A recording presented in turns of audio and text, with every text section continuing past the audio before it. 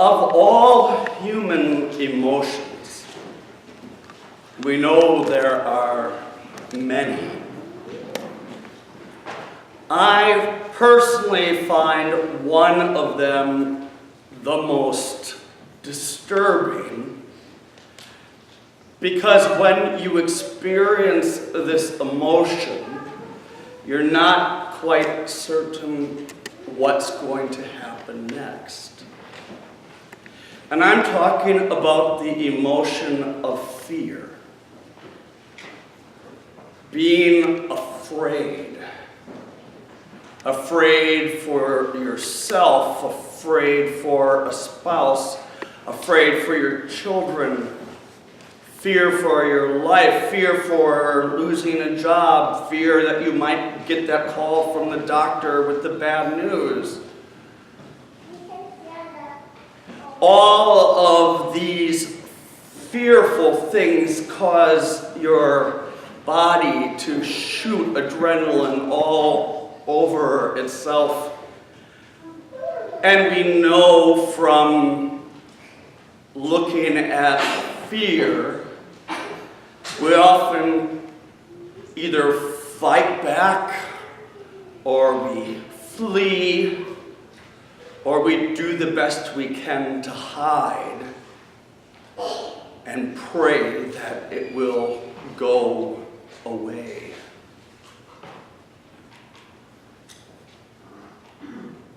Fear immobilizes us. When I look back to my childhood,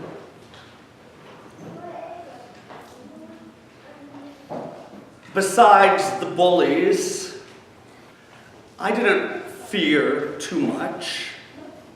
I mean, sure, it was still the Cold War. Sure, there was that horrible recession in the early 80s. Sure, the president got shot. But I didn't have much fear. I knew I could walk to school on my own in first grade and know that I'd be safe and I'd be coming back. I wish that would be true today. But today, I fear about other things. We see in today's gospel the disciples and Jesus on the Sea of Galilee, Lake Gennesaret. And Jesus is sound asleep when this big storm comes. Now, if you've ever been to the Sea of Galilee, it's a pretty big lake. But it can get really big waves on due to, of course, gravitational forces, but it's completely surrounded by mountains and hills. And so when the wind picks up, it just goes down into the water and just starts stirring it up. And the boat that Jesus was on would be no larger than about 2/3 of this pew, if that size. It was such a bad storm that the disciples were fearful for their lives. We know from Paul and his letters how many times he was fearful as he had been shipwrecked so many times. And the disciples, out of their fear, tried to wake Jesus up. Because if anybody could do something, it would be him. course, if you've ever had a really long day and you are totally exhausted, nothing's going to wake you up. I mean, I just see poor Jesus asleep on the ship with all of this going on, and the disciples are trying to wake him up. Jesus, Jesus, get up, save us. And finally, he wakes up and sees the storm and makes the storm go away and calms the storm of the disciples' lives and calms the sea and makes everything all right. I wish more than anything else that our Lord would be physically present with us right now. Because I feel that we are living in an age of immense fear. Fear of the other. Fear of the stranger. Fear of people who have a different viewpoint than you do. Fear, which is acting out instead of fleeing, has become fighting. And the United States of America, which we proudly proclaim to be one nation under God, is gradually tearing itself apart as we become two different peoples under two different gods.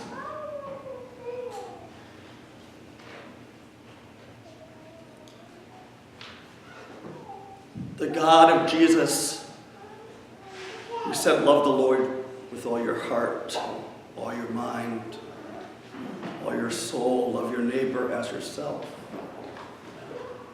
Our God Jesus, who said when we are going to be judged, the question will be, did you feed the hungry? Did you welcome the stranger? Did you visit those in prison? Did you clothe me? There's that God. And the other God is much more a God of vengeance, of anger, of if you do A, God is going to cause B to happen to you. Now we all know there is just one God.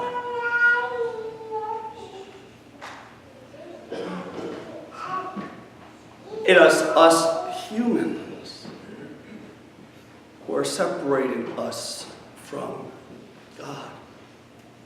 Now we can learn a lot from history. In 1932, in the really heart of the Great Depression, Franklin Delano Roosevelt was inaugurated as President of the United States. And in his inaugural address, he said, to paraphrase, "We have nothing to fear but fear itself." Because he knew that people were fearful for their lives in the midst of that depression. He also knew, as Churchill will say later in that decade that there was a storm approaching. And that storm was built upon hatred, of demeaning others,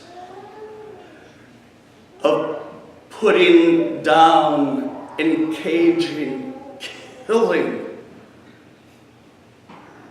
innocent men and women and children due to their religion, due to their ethnicity, due to their sexual orientation, due to their education, and due to their physical ability or disability, and the list goes on and on.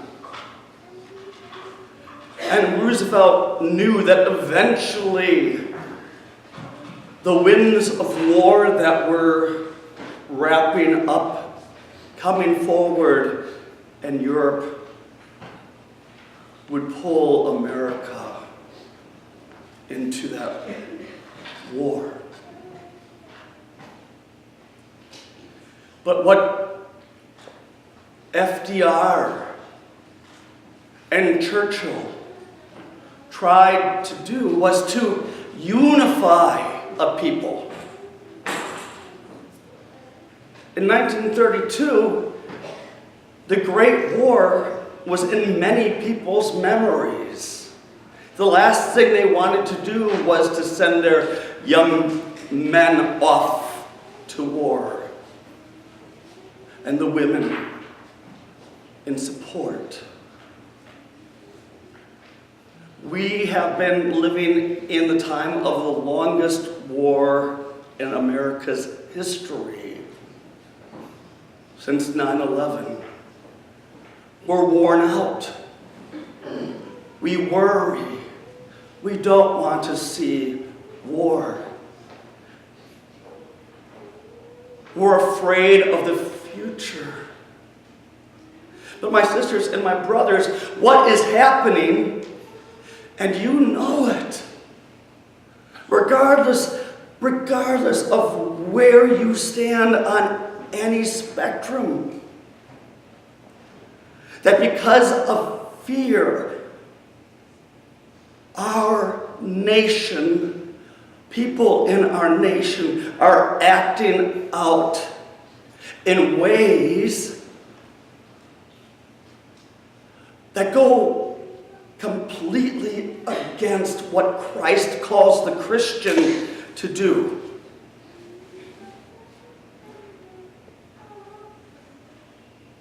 But yet, out of fear, people are silenced. Or there's fear that their relationships will break apart. They fear that somebody will go on your Facebook page and unlike you, unfriend you. Why? Because we can't agree to have civil discourse together. My friends, I've been struggling and praying all week about this sermon today.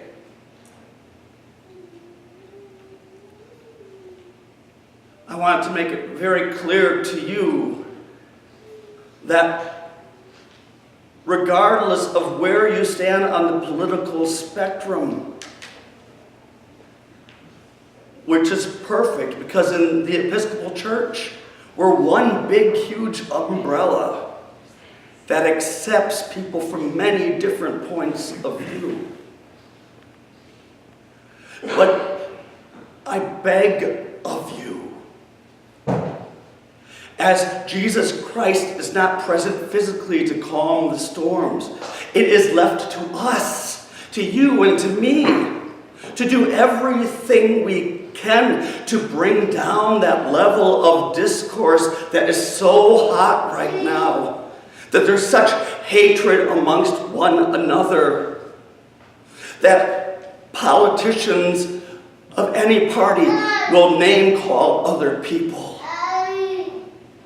that individuals will put up memes that demonize people of different races, of different ethnicities.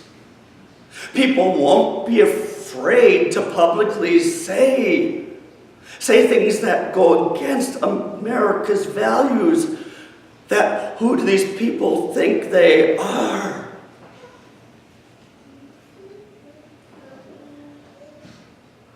We have no choice if we are going to calm our world down. We need to do it starting with ourselves, with our family, with our friends, with our co-workers, and with all that we meet. Instead of strongly debating everything and having to be right no matter what, even if it means the other person gets knocked right down and is not able to stand up again. We need to move from that debate to civil discourse, to love one another, and to remember our baptismal vows, to respect the dignity of every human being.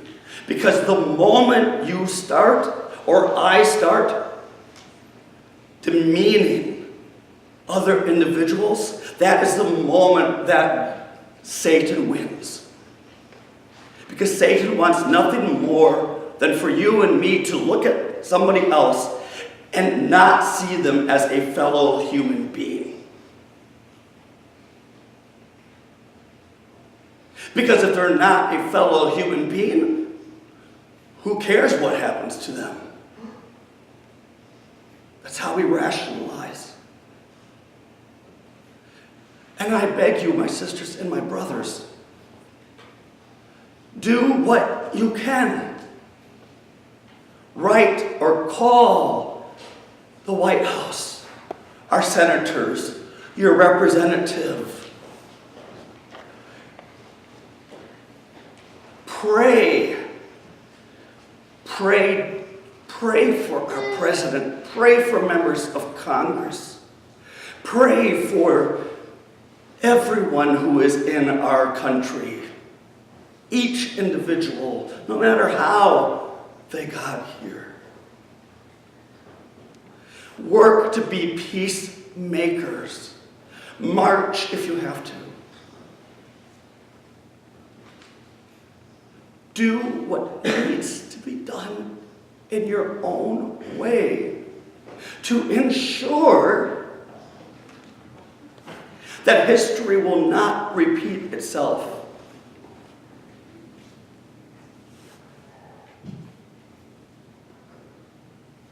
And if you look forward, if you look at what's happening right now, history is repeating itself.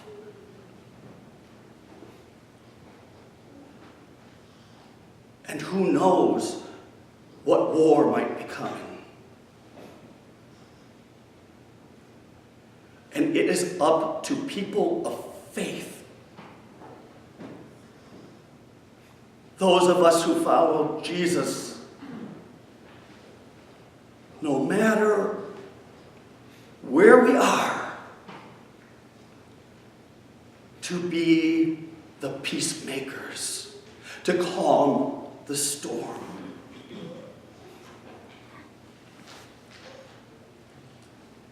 I fear we might be too late. I fear for our children who are growing up in this age with such hatred.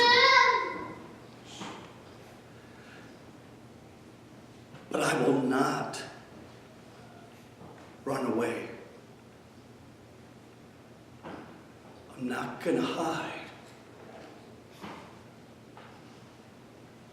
But I will put on the armor of Christ, which we all need to do, and start recognizing the humanity of the other.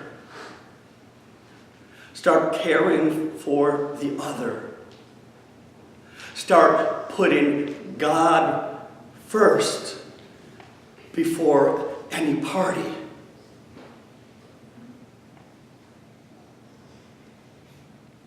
And to fight the good fight. Knowing that in the midst of such spiritual and a physical and a worldly war, Jesus Christ is with us, challenging us, calling us to calm the storm and be at peace. My friends, may your storms be calm. May your hearts find peace. And may you find the courage to be the peacemaker.